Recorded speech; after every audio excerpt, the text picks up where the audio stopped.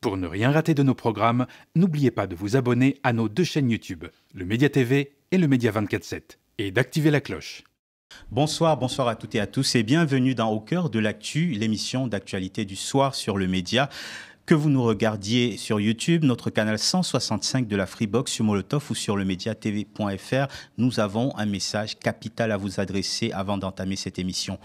Alors, vous le savez, l'extrême droite est aux portes du pouvoir et impose ses idées à travers les médias financés à coups de milliards. Pour apporter un autre son de cloche à ce narratif médiatique, le média lance Riposte, une campagne citoyenne cruciale pour bâtir une chaîne d'information indépendante et populaire. Sur les réseaux sociaux et la TNT francilienne, nous voulons porter les voix des inaudibles, les voix inaudibles, celles qui dérangent, celles qu'on ne veut pas entendre ailleurs. Rejoignez-nous et soutenez la Riposte sur campagne.lemediatv.fr. Au cœur de l'actu, c'est parti.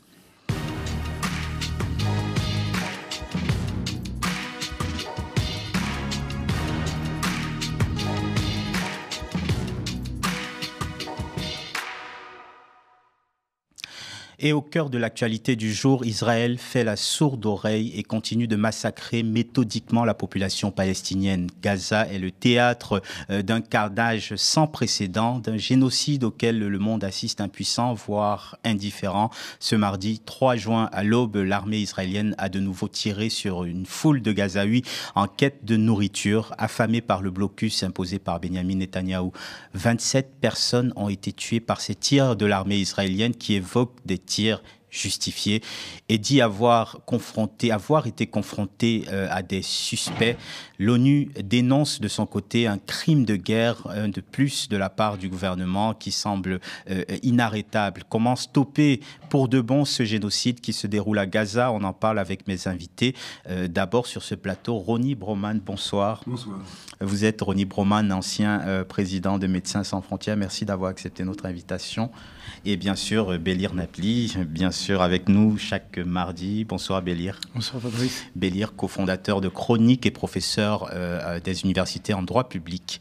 Dans quelques instants, on aura avec nous exceptionnellement Rima Hassan par la visio, la députée eurodéputée, Rima Hassan qui est à bord d'un navire humanitaire en route pour Gaza avec Greta Thunberg et une dizaine d'autres volontaires. Je commence d'abord avec vous, ici sur ce plateau. Ronnie Broman, je le disais, nouvelle tuerie, nouveau tir de la part de l'armée israélienne sur des personnes qui venaient simplement essayer d'avoir un petit peu de nourriture avec une bande de Gaza confrontée à la famine. Quelle est votre réaction après ces nouveaux événements? C'est absolument consternant, mais pas surprenant. Israël n'avait évidemment aucune intention d'apporter une aide humanitaire, c'est-à-dire une aide à la survie d'une population qu'elle veut soit tuer, soit évacuer, soit chasser de chez elle. Donc c'est évidemment pas une opération humanitaire qui est en cours là, c'est une opération de communication qui est destinée à montrer d'une certaine manière la sauvagerie, la barbarie, l'indiscipline, le caractère incontrôlable de cette population, du Hamas qui a la main dessus, et la Fondation humanitaire de Gaza, la fameuse Gaza Humanitarian Foundation, qui est une entité qui n'a rien d'une ONG, qui n'a encore rien d'humanitaire, qui est une entité destinée à mettre en scène cette politique de communication. Donc on a affaire là à quelque chose, me semble-t-il, de totalement inédit. Il y a bien longtemps que je suis impliqué dans l'humanitaire, depuis les années 70, ça fait 45 ans. J'ai vu des manipulations de l'humanitaire, des détournements, des dévoiements. Ça, c'était une mise en scène destinée à accomplir un crime au vu et au su de tout le monde. Ça, je ne l'avais jamais vu, en tout cas sous couvert d'humanitaire. Donc c'est révoltant, c'est abject. Et ce qui est tout aussi révoltant et abject, c'est que pendant ce temps-là, les livraisons d'armes continuent, les munitions qui sont tirées contre ces gens parviennent de l'étranger, essentiellement des États-Unis et de l'Allemagne, donc d'un pays européen, notre grand voisin, le grand partenaire du tandem franco-allemand. Aucune sanction n'est prise de la part de l'Union européenne aussi. Non seulement aucune sanction, mais jusqu'à présent, alors les choses sont en train de changer, je pense qu'on y reviendra. Mais jusqu'à présent, on a parlé souvent de passivité. Moi, je pense que c'est plus que de la passivité, c'est du soutien. C'est une complicité active dont l'Europe s'est rendue coupable, ne serait-ce que par le maintien de cet accord d'association, celui qui est en train, enfin, d'être remis en question, mais que de nombreuses personnes, dont moi, mais ce n'est pas la question, nous sommes nombreux depuis longtemps à demander la suspension de cet accord d'association, dont l'article 2 parle de respect des principes démocratiques et des droits humains. C'est-à-dire, c'est pas une sorte de rajout final, comme une clause qu'on rajoute pour la forme. Ça figure en tête de cet accord d'association. Ça fait des années que par la colonisation, Israël s'assied, piétine cette clause de l'accord d'association. Mais là, avec cette guerre génocidaire, avec cette politique de terreur et d'assassinat menée par Israël, on est encore bien au-delà de ce qui était fait avant. Donc oui, vous parliez de passivité de la communauté internationale. Pour une part, c'est de la passivité. En effet, par exemple, les pays arabes sont non seulement... Enfin, ils sont passifs si l'on veut. Ils laissent quand même passer ce qui ne peut plus passer par la mer Rouge du fait des attaques des Houthis, passe par les pays arabes, les pipelines, les camions qui ravitaillent Israël, qui permettent à Israël d'assurer ses exportations, ses importations. Ça passe par les pays arabes. Donc il y a une sorte de passivité active, si j'ose cet oxymore. C'est-à-dire, oui, on ne réagit pas, et en plus, on laisse passer les biens dont Israël a besoin, donc on soutient de fait Israël.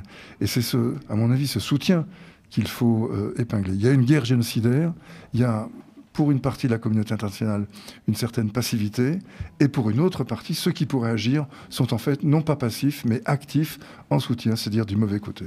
Bélir, l'horreur à son paroxysme sur des points de distribution alimentaire contre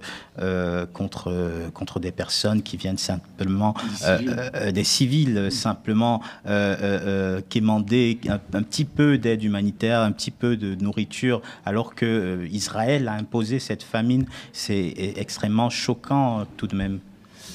On est confronté au paradoxe qu'a souligné d'emblée Ronnie Broman, à savoir qu'il y a une forme de normalisation de l'exception. Le crime de guerre, parce que c'est constitutif de ce qu'on appelle un crime de guerre, le fait de cibler des civils, donc des non-combattants, bien, c'est un crime en soi, bien sûr, qui devrait être à la fois condamné et sanctionné, et pourtant une forme de normalisation de la chose, même s'il faut reconnaître qu'il y a cette voix onusienne qui perdure. J'entends le secrétaire général ou d'autres organes onusiens qui utilisent les mots adéquats. Ils ont parlé ce matin de crimes de guerre pour qualifier ce type d'événement. Mais du côté des chancelleries occidentales, incontestablement, il y a tout d'un coup un discours tonitruant du président Macron, par exemple, mais qui n'est pas crédible et qui ne s'inscrit pas dans la durée, ou en tous les cas qui ne permet pas de changer l'ordre des choses, parce que il ne se donne pas les moyens de réaliser ou de traduire en actes les mots qu'il utilise, les condamnations qu'il se permet de manière exceptionnelle. Je veux dire par là, par exemple, vous avez évoqué la suspension de l'accord d'association. Ça serait une forme de sanction à l'endroit d'Israël. Mais il faut rappeler quelque chose. Même si, à l'échelle de l'Union européenne, c'est vrai que c'est difficile de trouver la majorité renforcée des États qui pourraient actionner cette suspension. Mais à l'échelle individuelle, chaque État peut réagir, peut sanctionner et donc peser sur le cours des choses. Et de ce point de vue-là, incontestablement, on n'a toujours pas évolué en France. Il y a toujours... cette passivité du point de vue de l'action, avec le spectre historiquement parlant, voire judiciairement parlant, d'être condamné à une forme de complicité. Donc voilà, il y a à la fois... il y a au moins quand même cette volonté d'un certain nombre, dont Ronnie Broman ici présent, de ne pas accepter l'inacceptable et de basculer dans la normalisation de quelque chose qui relève de du crime dans toutes ses formes, y compris dans le langage international, crime de guerre, crime contre l'humanité ou crime de génocide. Oui. Alors, tu parlais du discours de l'exécutif d'Emmanuel Macron. Il y a une forme de stratégie un peu ambiguë entre les prises de parole d'Emmanuel Macron et celle de certains de ses ministres ou des proches du pouvoir. Je vous propose d'écouter Prisca Thévenot, députée et porte-parole d'Ensemble pour la République. Le président de la République, Emmanuel Macron, rappelle la position historique de la France, une solution à 2 États. Maintenant, ce que vous venez de dire, il faut le prendre dans la globalité. Oui, nous devons continuer à avoir cet objectif politique d'une région avec 2 États, Israël et l'État palestinien, avec bien sûr les conditions qui ont été rappelées et qui sont en permanence rappelées par le chef de l'État, à savoir la libération des otages. Rappelons qu'il y a encore des otages, un cessez-le-feu immédiat et durable, la capacité d'envoyer effectivement de l'aide humanitaire de façon pleine et large, ce qui n'est pas le cas aujourd'hui. Et puis bien sûr la question du Hamas, démilitariser le Hamas et faire en sorte que le Hamas ne soit plus dans la nouvelle structure qui pourrait émerger pour l'État de Palestine.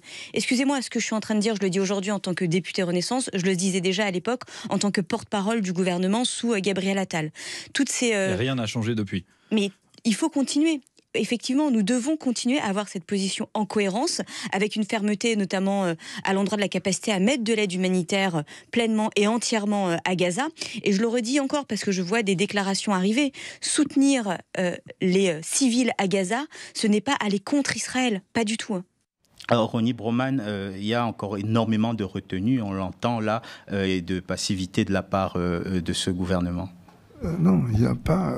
Là encore, je pense que le fait qu'on n'attende pas les déclarations qu'on a envie d'entendre, ce n'est pas de la passivité. C'est une forme de positionnement qui, je pense, nous permet de comprendre qu'on est face à une guerre coloniale. Regardez ce qu'a dit cette députée, qui reproduit d'ailleurs les termes du président de la République. Un cessez-le-feu, tout le monde est d'accord avec ça. S'il y a une urgence, c'est le cessez-le-feu et la reprise de l'aide humanitaire. Là, il y a une aide vitale, à court terme, c'est absolument essentiel. Là-dessus, je pense qu'il peut y avoir absolument aucune discussion.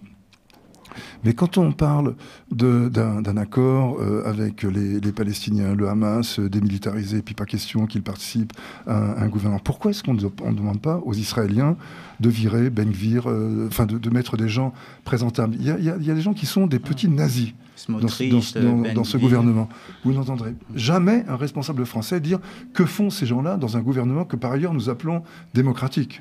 On pourrait peut-être aussi discuter du caractère démocratique d'un État colonial qui pratique l'apartheid et la torture. Rony Broman, est-ce qu'il faut différencier ces personnes de la politique de Netanyahou? Peut-être que c'est parce qu'il est en adhésion totale avec eux. Mais manifestement, puisqu'il fait leur politique. Mais jamais on ne demande que ces criminels soient écartés du pouvoir. Seuls les gens du Hamas sont supposés se mettre en retrait, convenir qu'ils n'ont rien à faire là-dedans, et laisser par contre les Israéliens rester un État surarmé, nucléarisé, pratiquant la colonisation, pourvu qu'on arrive à leur arracher, ce qui d'ailleurs ne se produira pas, un vague engagement pour un État palestinien démilitarisé, installé dans des frontières inconnues. Je rappelle quand même qu'Israël n'a toujours pas de frontière occidentale. Israël est le seul pays membre de l'ONU dont la frontière est inconnue. En tout cas, la frontière orientale, celle avec la Cisjordanie. Je ne sais pas ce qu'en pense le juriste. Moi, ça me frappe depuis longtemps. Donc, on est dans une perspective un peu de régime change, comme on dit depuis la guerre d'Irak. On va installer un pouvoir lequel, on ne sait pas très bien, mais en tout cas, pas celui qui est là, pas le Hamas. Le Hamas, c'est des nazis. Il faut absolument les ratatiner, les écarter.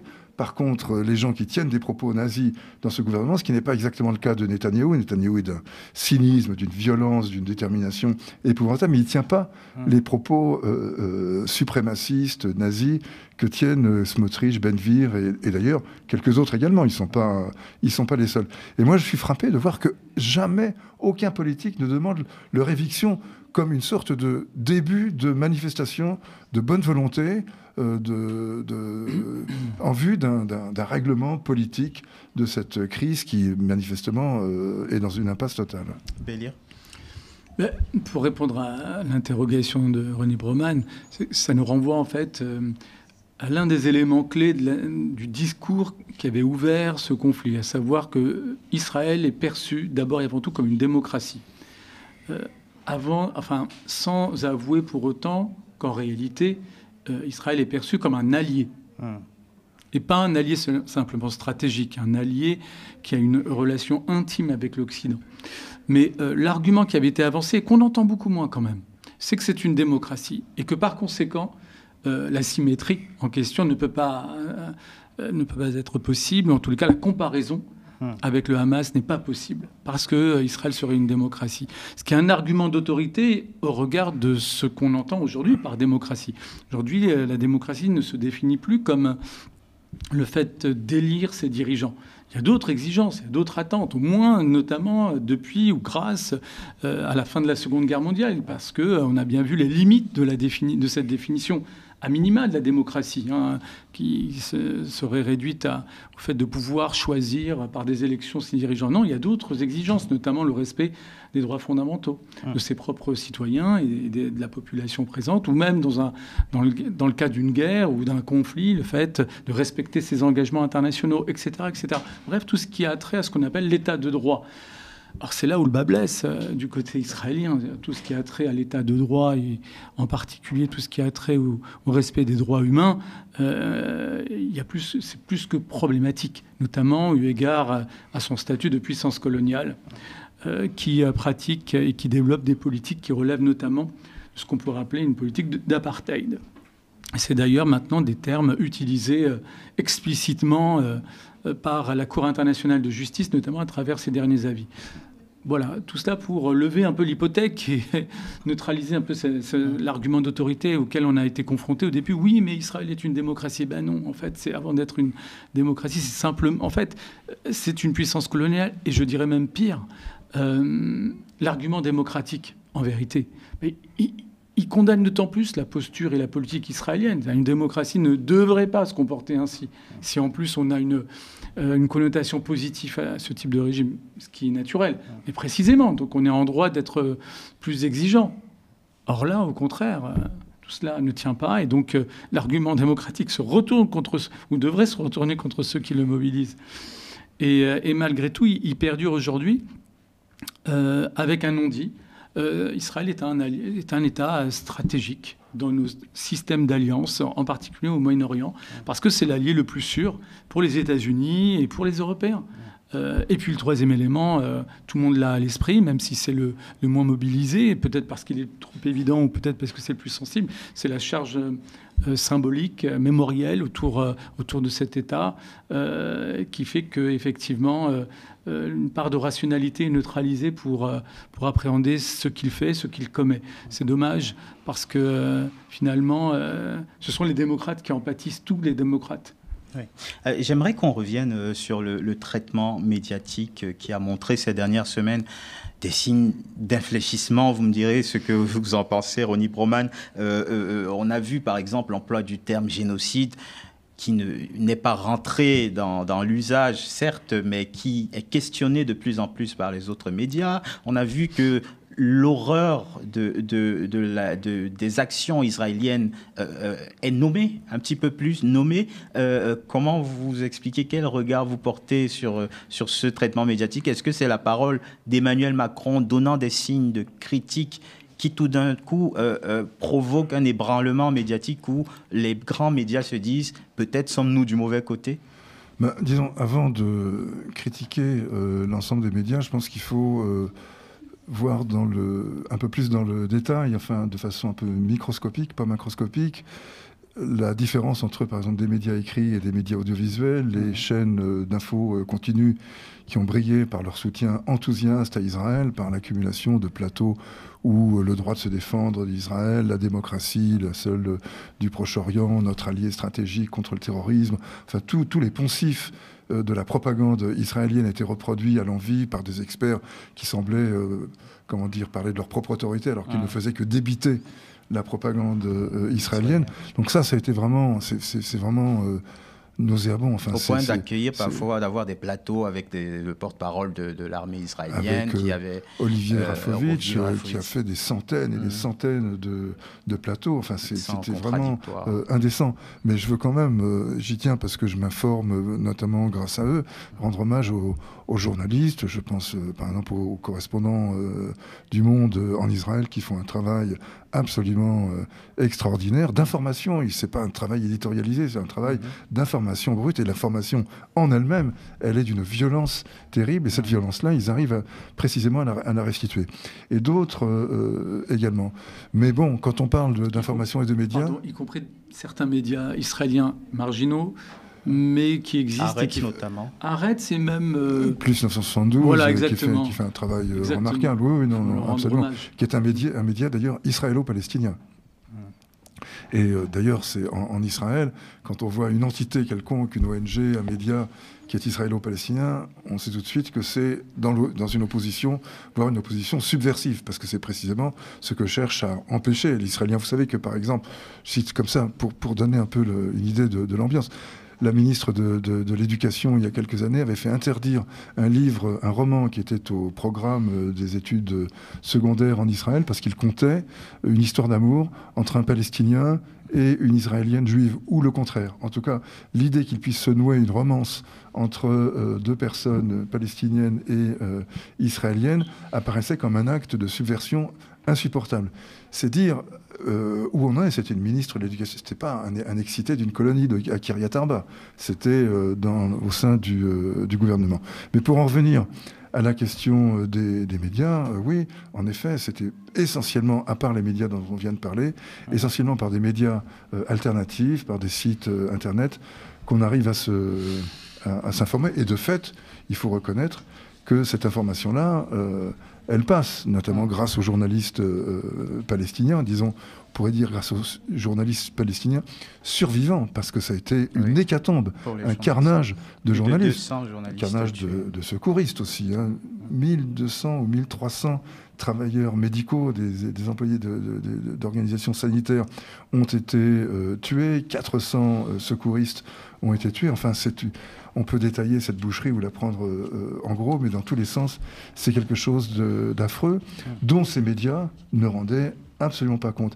Et je pense que là, il faut aussi réfléchir à la bataille des mots qui a été peut-être insuffisamment menée. Par exemple, le droit de se défendre, qui a été invoqué pendant des semaines et des semaines, voire qui, pour certains, est encore invoqué, mais enfin bon, plus d'un an et demi après, ça devient quand même compliqué de l'invoquer. On voit d'ailleurs à quel point cette formule est creuse, cette formule était plaquée sur une situation qui n'avait rien à voir avec le droit de se défendre. En tout cas, je ne parle pas d'un point de vue juridique, je parle d'un point de vue politique, citoyen, tout simplement humain. Israël est une puissance occupante qui a eu à faire face à une déflagration de violence provenant de la population occupée. C'est pas un pays qui est agressé par un autre. C'est pas d'un seul coup un déluge de haine qui s'abat contre des juifs, comme on a tenté de le faire croire. C'est une population occupée qui attaque des forces occupantes et qui, par ailleurs, commet des crimes de guerre, des crimes contre l'humanité, enlever des civils, tuer des civils, violer des femmes. Ça, c'est absolument inacceptable. C'est un crime de guerre. Mais c'est un crime de guerre comme en ont commis tous les mouvements de libération coloniale.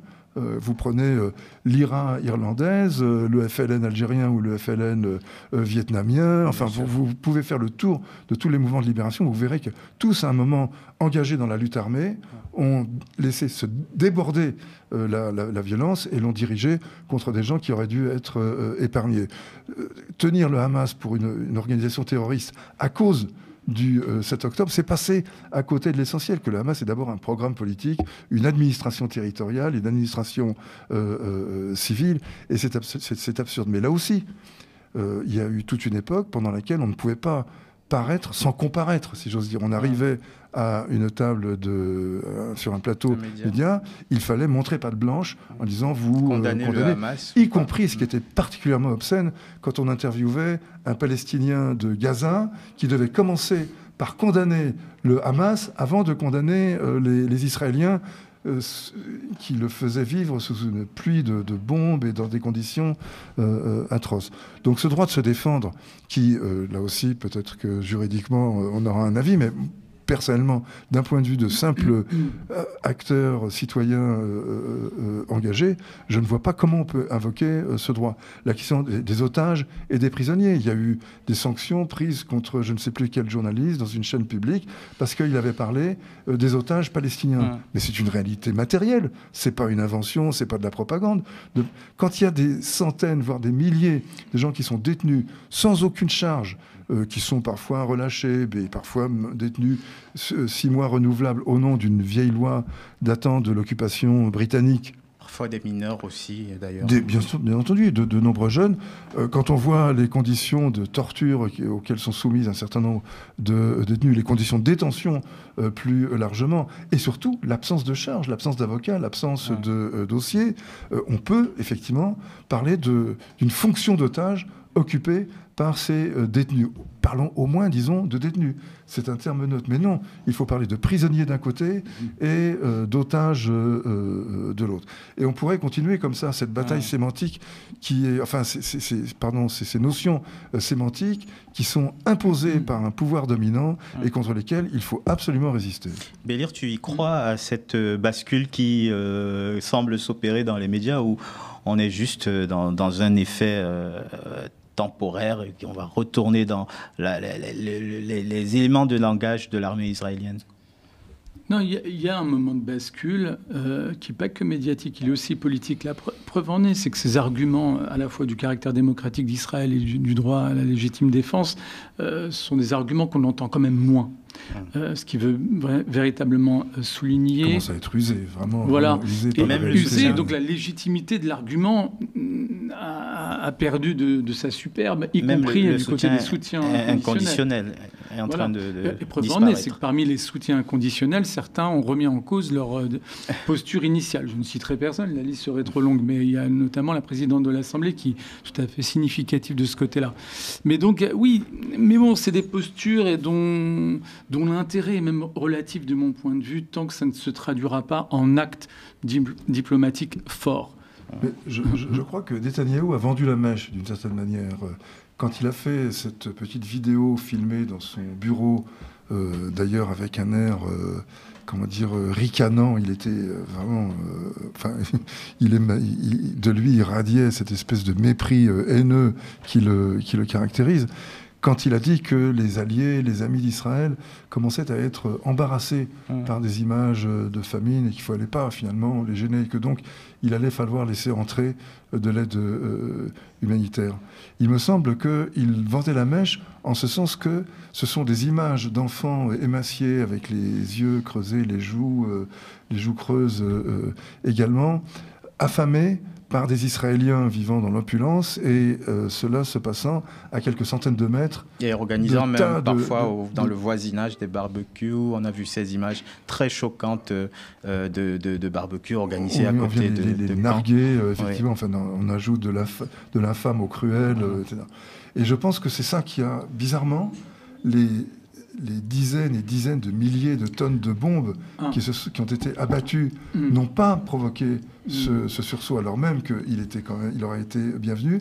Et la famine, le mot famine et les images de faim et les images de panique causées par la faim, les enfants qu'on voit commencer à maigrir et à se creuser, ça, je pense que ça a entraîné une réaction de protestation. Alors, de mon point de vue, c'était pas la première séquence médiatique où on voyait de telles images. Il y a eu une séquence où on a beaucoup entendu parler de famine déjà durant ces 18 mois. Ça n'avait pas permis un tel basculement narratif ou rhétorique.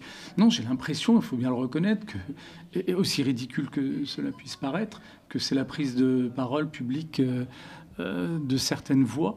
Anne Sinclair, la rabbine Orwiller, etc.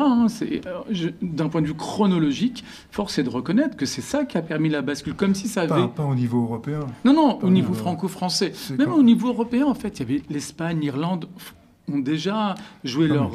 La Hollande, l'Allemagne, alors le chancelier continue les livraisons d'armes, mais il a eu des mots, au moins, il a eu des mots... C'est bien ce que je dis.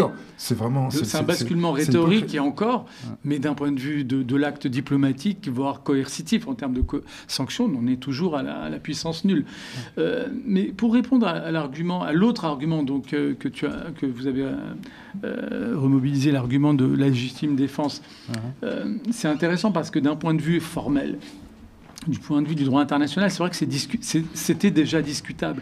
Parce qu'en tant que puissance occupante, tu ne peux pas opposer cet argument vis-à-vis des occupés, formellement parlant.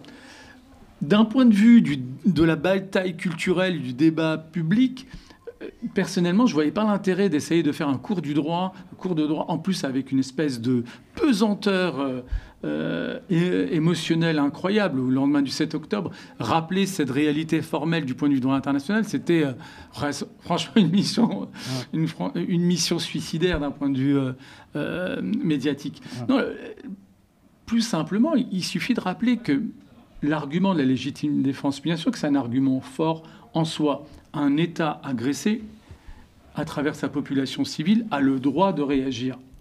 Dans des cadres bien définis. Mais cette réaction ne signifie pas, justement, en droit international, carte blanche ou blanc-seing. C'est là où il y a un délire dans l'argument de la légitime défense. Ça ne veut pas dire que l'État qui l'utilise, même légitimement, a le droit de faire n'importe quoi, c'est-à-dire notamment commettre à son tour des crimes internationaux. Crimes de guerre, crimes contre l'humanité, voire génocide. Et donc, si tu vas jusqu'au bout du raisonnement, Israël ne peut pas, en dépit de sa tentative devant la Cour internationale de justice, invoquer le 7 octobre pour échapper à ses obligations, voire à une condamnation pour génocide. Ronnie Broman, je vous donne la parole tout de suite. J'aimerais qu'on écoute l'historien Jean-Pierre Filu, que vous connaissez, et qui nous parle de la situation sur place. On va l'écouter. C'était sur le plateau de la contre-matinale sur le Média. Alors en permanence, on a des déplacements de population. Il faut savoir que la moyenne est de 5 déplacements par foyer. C'est énorme. Ça veut dire que 5 fois en moyenne, des femmes, des hommes ont tout perdu et ont dû quitter en 1 heure, 2 heures. Mais parfois c'est plus, on m'a raconté 9, 10 déplacements. Et les chiffres que vous citez qui sont dans le livre, qui concernent donc la période où je me trouvais, sont bien aggravés depuis. De même que les déplacements sont bien aggravés. Et de même que les zones où la population était littéralement acculée sont encore réduites. Moi, je travaillais dans ce qu'on appelait très improprement la zone humanitaire, où il y avait entre 1 et 1,5 million de déplacés. Et sur quelques dizaines de kilomètres carrés, eh bien, cette zone est encore réduite aujourd'hui. C'est-à-dire que tout ce que je décris, qui était déjà bouleversant, que je n'hésite pas à qualifier d'horreur, est encore pire aujourd'hui. Ronnie Broman, réaction sur ce que disait Bélir. Oui, je suis pas d'accord. Moi, je pense qu'il fallait engager d'emblée la bataille des mots, parce que ce sont les mots qui nous permettent de penser, d'échanger, de communiquer, de nous exprimer.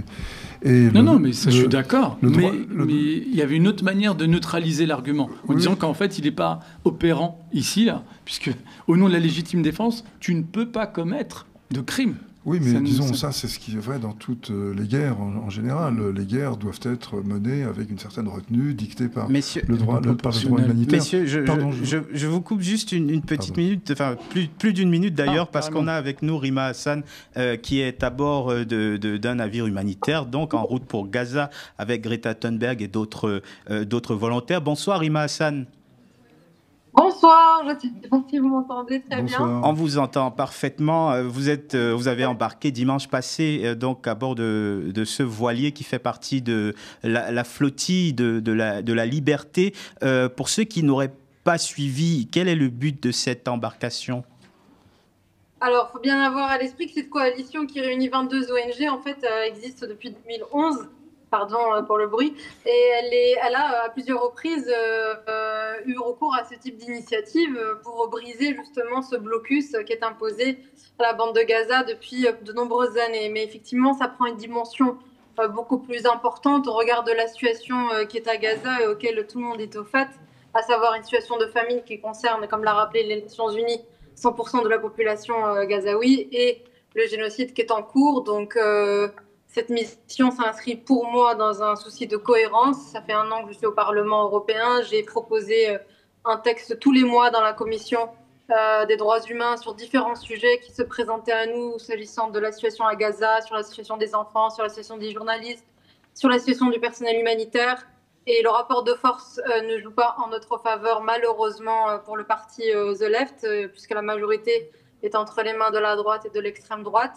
Donc pour moi, il y a une urgence, comme l'a rappelé Raphaël Pitti, d'embrasser aussi une forme de désobéissance civile, bien que cette initiative s'inscrit en fait l'égalité, si vous voulez, du droit international applicable.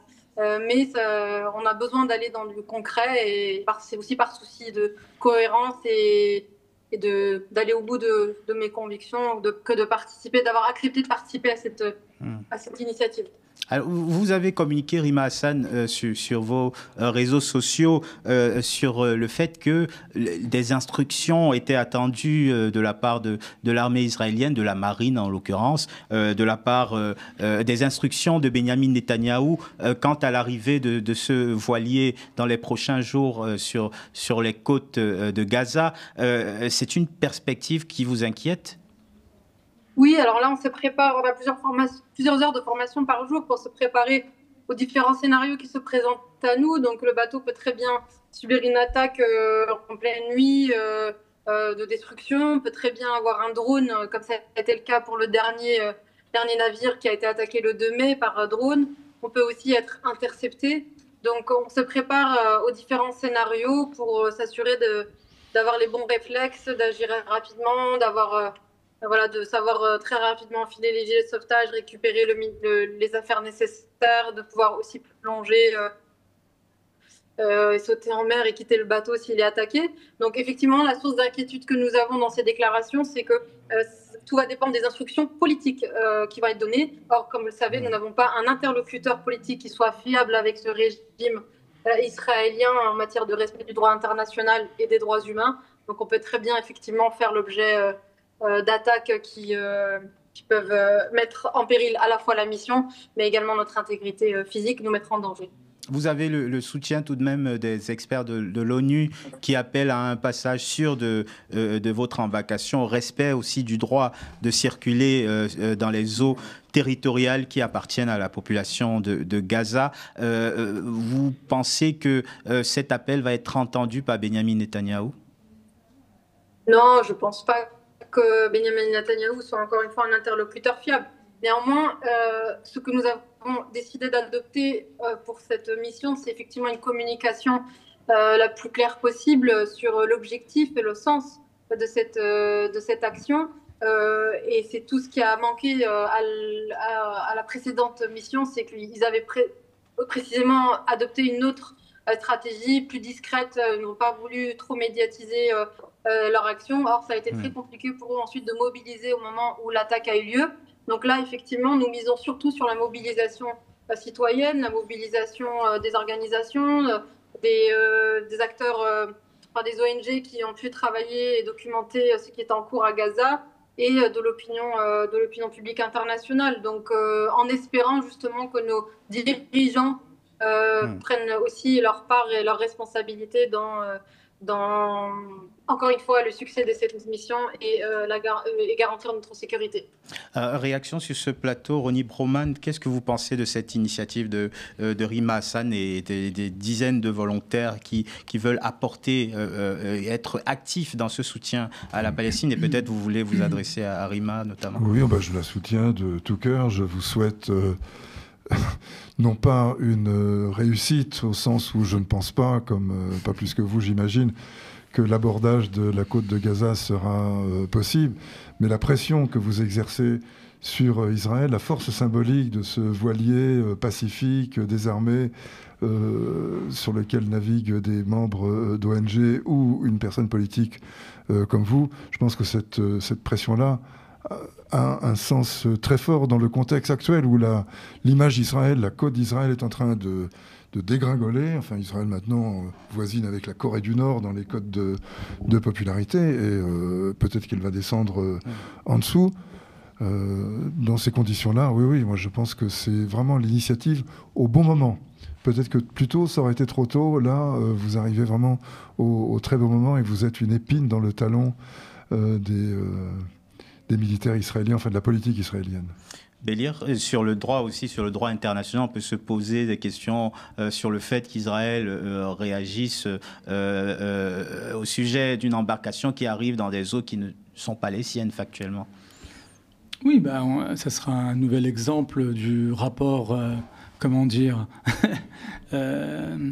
du rapport pour le moins défiant d'Israël vis-à-vis du droit international. Ce ne sera pas une donnée qui pèsera dans l'initiative et le choix qui sera donné dans la forme de réponse à cette initiative, à cette embarcation. Donc c'est pas du tout une donnée malheureusement qui pèsera. En revanche, ce qui est intéressant avec cette initiative, c'est qu'elle nous invite à penser nos modes d'action, comment tu peux, en tant que citoyen du monde, peser sur une situation vis-à-vis de laquelle tu te sens impuissant. Ça, c'est une vraie donnée, parce qu'on a une posture intellectuelle et on veut continuer à s'inscrire dans un cadre à la fois démocratique et pacifique. Donc finalement, l'éventail des choix est assez restreint, mais il faut s'y conformer. Et là, on a, je trouve, une belle initiative qui, en plus, est mue par une qualité humaine qui assez rare chez nos politiques contemporains, qui est le courage. Il y a une bataille médiatique, une bataille d'image qui est extrêmement importante. Les Israéliens ont la Hasbara, ce département de l'explication qui fournit des éléments de langage et des instructions pour défendre l'image d'Israël. Donc c'est un champ d'affrontement extrêmement important pour Israël. Et sur ce plan-là, je pense que la flottille de la liberté joue un rôle vraiment capital, je ne sais pas, mais décisif, important. Rima Hassan, on parlait sur ce plateau du contrat d'association entre Israël, l'accord d'association entre Israël et l'Union européenne. Vous êtes eurodéputé. Où en est la bataille au sein du Parlement européen à ce niveau?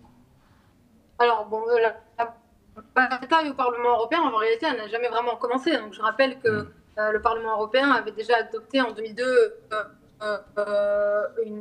était majoritairement en tout cas favorable à la suspension de l'accord. Il n'a pas été suivi ensuite par les décideurs européens. Là, c'est l'inverse qui se passe, c'est-à-dire que c'est sous la pression justement internationale, et je pense honnêtement que ils ont commencé à traiter le sujet par contrainte. Et c'est précisément pour ça qu'il faut poursuivre toutes les mobilisations et rester extrêmement attentif à ce qui se passe politiquement, parce que je ne pense pas que nos dirigeants ont commencé à changer de ton avec l'État d'Israël par réelle conviction, mais plutôt par contrainte au regard de l'évolution des opinions un peu partout à travers le monde. Donc là, c'est plutôt l'inverse qui s'est passé. Donc c'est la chef de la diplomatie européenne qui a convoqué les représentants des différents États pour discuter effectivement de la révision, le réexamen de cet accord à travers notamment l'article 2 qui conditionne l'accord au respect des droits humains. Donc, dans tous les scénarios, en fait, il arrive beaucoup trop tard, ce réexamen, puisque les violations des droits humains commises par l'État d'Israël sont bien antérieures aux événements du 7 octobre. La question de l'apartheid était déjà documentée, l'occupation, la colonisation, les détentions arbitraires, tout ceci était déjà parfaitement documenté et permettait déjà en réalité de revoir cet accord. Donc, néanmoins, on est quand même plutôt positif et il nous faut absolument maintenant maintenir justement cette pression sur ces décideurs européens, puisque moi j'ai eu écho au Parlement européen qu'en réalité ce réexamen pouvait prendre 6 mois, 1 an, voire même un peu plus. Donc il faut qu'on puisse s'assurer d'une manière ou d'une autre que ça ne soit pas simplement une annonce faite pour se positionner sur l'échiquier politique pour ces dirigeants européens, mais qu'on puisse obtenir des résultats concrets, c'est-à-dire la suspension concrète de cet accord. Je rappelle que l'Union européenne, c'est plus de 30% des échanges commerciaux avec l'État d'Israël. C'est le premier partenaire commercial de l'État d'Israël. Et en cela, nous avons une responsabilité qui est extrêmement importante, en plus de la responsabilité historique, je veux dire, vis-à-vis du peuple palestinien auquel nous devons justice.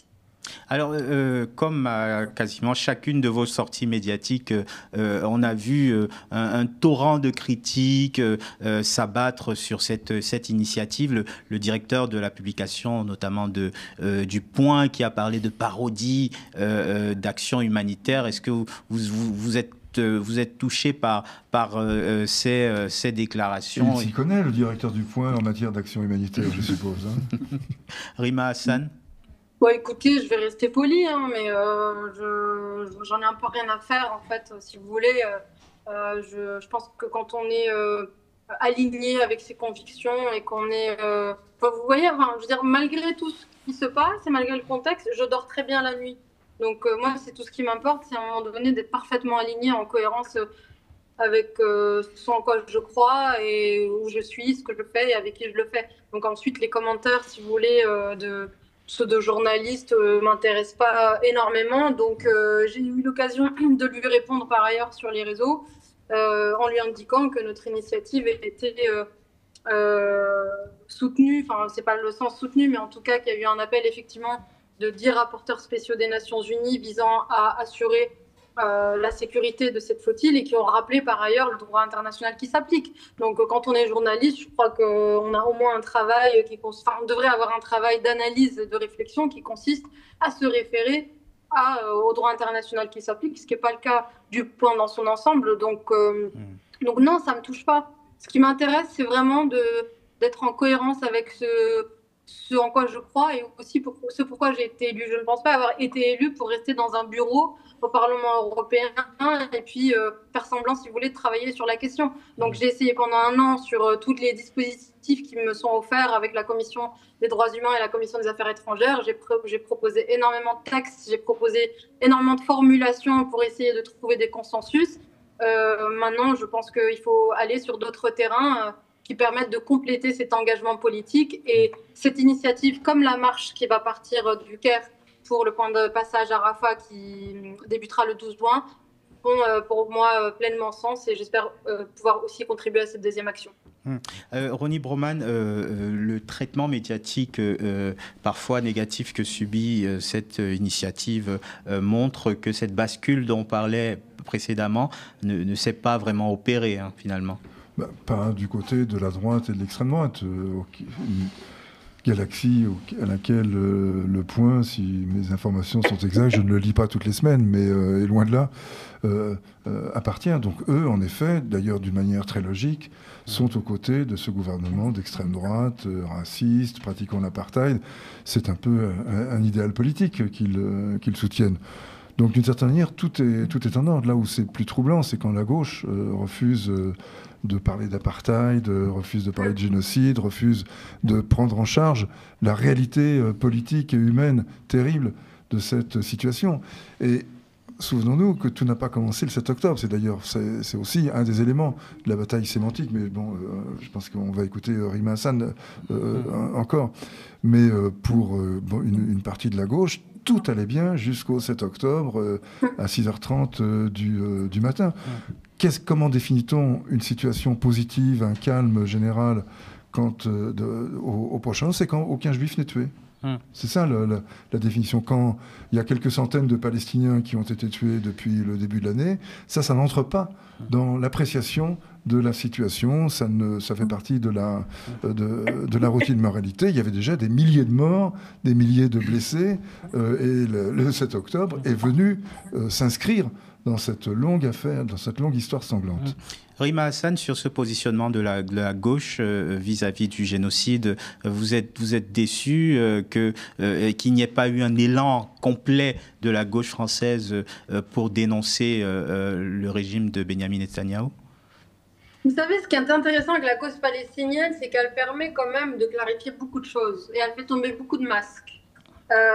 Il y a à gauche une bourgeoisie, il y a à gauche une gauche coloniale. Elle a toujours existé par ailleurs. C'est pas nouveau et c'est pas spécifique à la question palestinienne.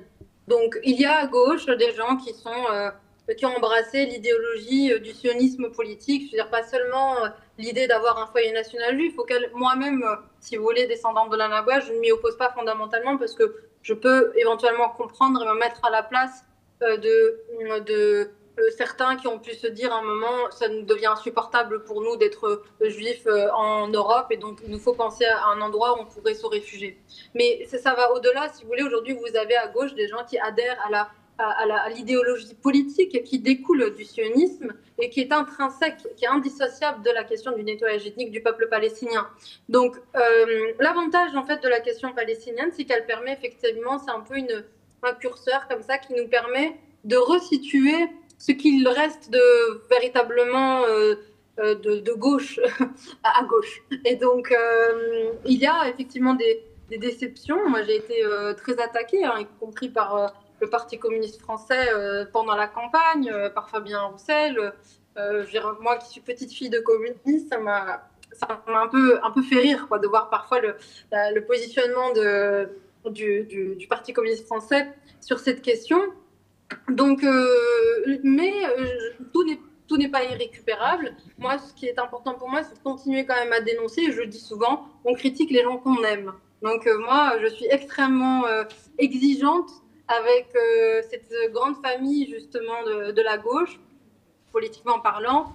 Et j'attends d'eux, effectivement, qu'ils soient irréprochables sur cette question palestinienne parce que elle combine tellement de questions, si vous voulez, qui sont normalement très importantes et portées en continu par justement la gauche en France ou ailleurs. Donc on se doit effectivement collectivement d'être irréprochable sur cette question palestinienne et de dénoncer ce qui est un projet politique de nettoyage ethnique qui a débuté dès 1948. Merci beaucoup, Rima Hassan. Je vais vous libérer parce que je crois savoir que vous avez d'autres obligations médiatiques. Oui, tout à fait. Merci infiniment. Merci à vous. Merci à vous de nous avoir consacré un peu de temps et bonne chance dans cette bonne route, surtout dans cette opération, dans cette flottille de la liberté, opération humanitaire en destination de Gaza. Merci, Rima Hassan. Au revoir. Au revoir. Au revoir. Alors on continue sur ce plateau. Bélir, tu voulais réagir sur la gauche française et le changement de discours qui est en train de s'opérer actuellement sur Gaza?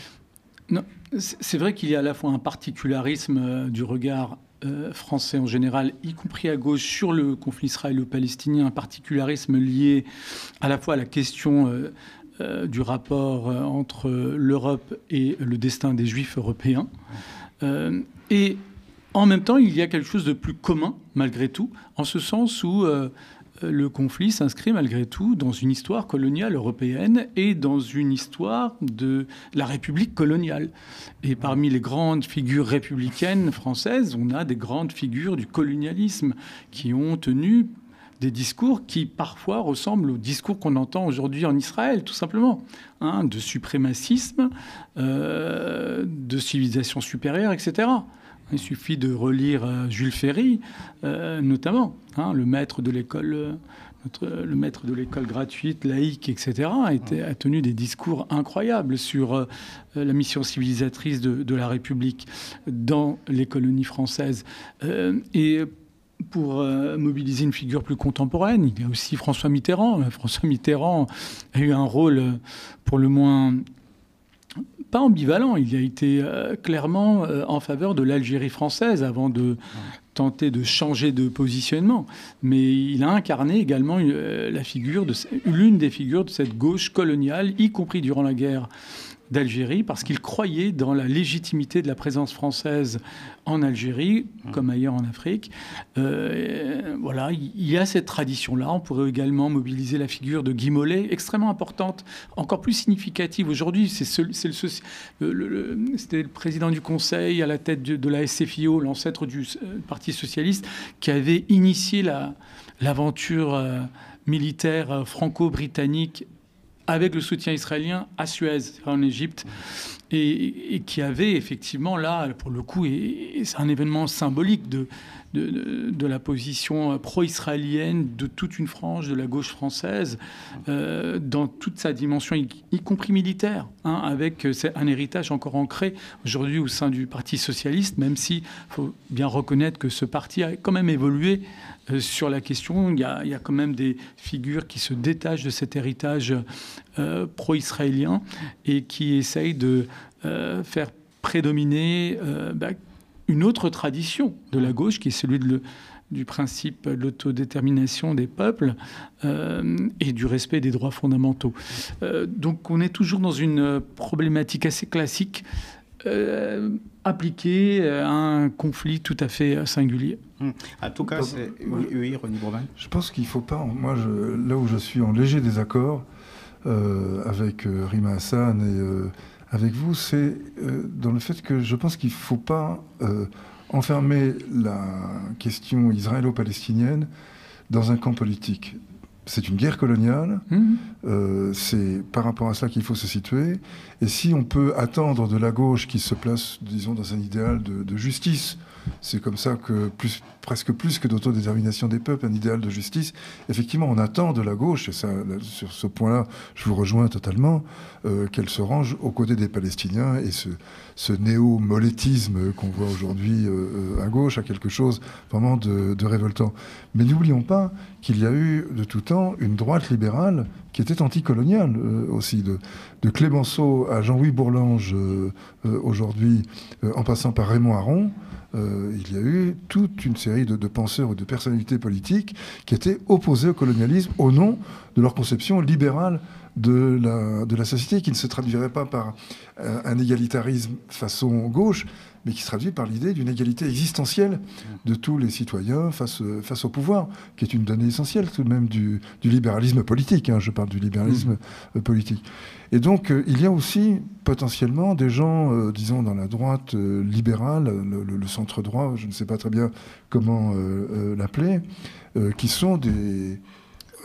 engagés. Enfin, les récentes déclarations de Jean-Louis Bourlange, dont j'ai pris connaissance juste avant d'entrer sur son plateau. Sur la solution finale oui, israélienne. Ces déclarations étaient vraiment impressionnantes. Enfin, on attendrait que Olivier Faure et nombre de caciques de la gauche tiennent des propos aussi déterminés, aussi clairs.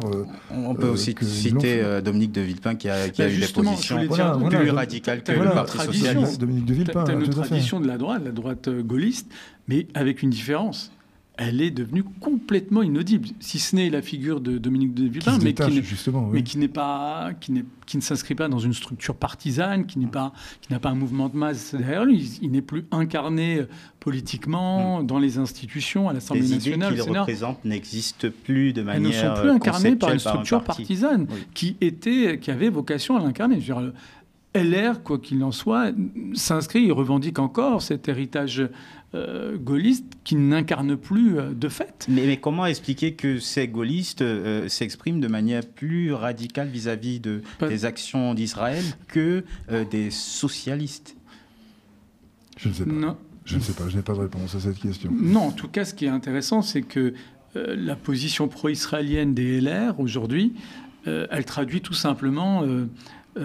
un cheminement, une dérive identitaire de cette droite qui était dite gouvernementale, parlementaire, classique, républicaine, mais qui en réalité aujourd'hui est phagocytée par les idées issues de l'extrême droite et qui tend finalement à fusionner ces droites.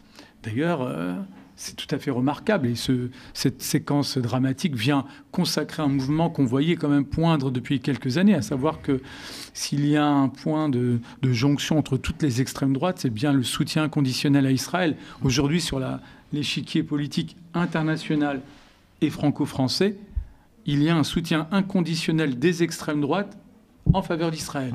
Rien que cet élément factuel devrait être une source de réflexion approfondie du côté des soutiens inconditionnels à Israël, mais qui ne sont pas d'extrême droite a priori. Mais a priori, et la manière dont ils ont d'éviter cette vraie réflexion consiste à dire que... consiste à détacher, à souligner l'identité particulière du gouvernement actuel en Israël. Alors qu'en vérité, lui-même est le produit d'un mouvement de fond en Israël. Après le gouvernement Netanyahou, version suprémaciste, assumée, je pense qu'on ne verra pas vraiment la différence. Le mot de la fin, René Broman. Peut-être en phase avec ce que vient de dire Bélir, l'extrême droite, enfin en tout cas les principales personnalités d'extrême droite depuis la guerre, depuis même avant la fondation de l'État d'Israël, ont toujours été pro-sionistes. Il y avait une sorte de projet commun de débarrasser l'Europe de ses juifs, soit pour les faire vivre dans un foyer national émancipé, ça c'était la version sioniste positive, soit pour les chasser, pour ne plus les avoir dans son champ de vision ou comme voisins. Ça c'était de la part de l'extrême droite. Je rappelle que Jean-Marie Le Pen s'affirmait sioniste, pro-israélien. D'ailleurs, il s'est engagé en 1956, il a voulu rejoindre les troupes et tout de même antisémite quand même. Mais il y avait un paradoxe. Il n'y a pas de paradoxe. Il n'y a absolument pas de paradoxe. Les antisémites, comme les sionistes, veulent débarrasser l'Europe des Juifs. Donc il y a une espèce de projet commun. Évidemment, des cheminements différents. Je ne dis pas que les sionistes sont antisémites. Je dis, d'ailleurs, Herzl le fondateur, disons la figure tutélaire du sionisme contemporain, le disait très clairement, les antisémites sont nos meilleurs alliés, nous sommes des ennemis complémentaires avec lesquels donc, nous devons traiter. Merci beaucoup, Ronnie Broman, ancien président de Médecins sans frontières, et à toi, Bélir. Merci d'avoir été présent sur ce plateau. Merci à vous d'avoir regardé Au cœur de l'actu sur votre Freebox sur Molotov ou sur notre chaîne YouTube, le Média 24/7 et le mediatv.fr, le site internet. N'hésitez pas à nous laisser un commentaire si vous nous avez regardé sur YouTube. Et n'oubliez pas, notre campagne est en cours face aux 105 millions d'euros du milliardaire ultra-conservateur Sterrin pour installer l'extrême droite au pouvoir. Le média lance Riposte, une contre-offensive citoyenne pour développer notre chaîne d'infos populaires et indépendantes sur les réseaux sociaux et la TNT francilienne. Soutenez-nous, allez sur le site internet campagne.lemediatv.fr.